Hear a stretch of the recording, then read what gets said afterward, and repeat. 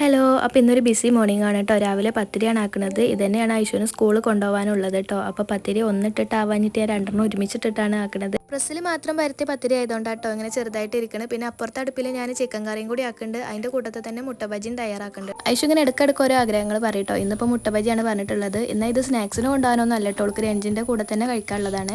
അങ്ങനെ ചിക്കൻ കറി ആയിട്ടുണ്ട്. പിന്നെ ഓള് ലഞ്ച് ബോക്സ് സെറ്റ് ചെയ്യാണ് കേട്ടോ. പത്തിരി ഇട്ടിട്ടുണ്ട്. കൂടെ ഫ്രൈ ചെയ്ത 2 ചിക്കൻ്റെ കഷ്ണം കൂടി വെച്ച് കൊടുക്കുന്നുണ്ട്. ഇത് വലിയ ഇഷ്ടമല്ല കേട്ടോ. ഉച്ചയാകുമ്പോഴത്തേന് തണുത്ത് പോകുന്ന പറയാം. പിന്നെ എൻ്റെ ഒരു മനസ്സമാധാനത്തിന് വെച്ച് കൊടുക്കാണ് കേട്ടോ. ചിക്കൻ്റെ കറിയിൽ ഞാനൊരു കിഴങ്ങും കൂടി ഇട്ടിട്ടുണ്ടായിരുന്നു. ഈ കിഴങ്ങ് കൂട്ടിയിട്ടാണ് കേട്ടോ ഐശു കറി കൊണ്ടുപോകുക. ചിക്കൻ്റെ പീസ് അവൾ കൊണ്ടുപോയി. ഇത് കഴിഞ്ഞ് മുട്ട ബജി വെച്ചിട്ടുണ്ട്. കൂട്ടത്തിൽ ടൊമാറ്റോൻ്റെ സോസും കൂടി വെക്കുന്നുണ്ട് കേട്ടോ.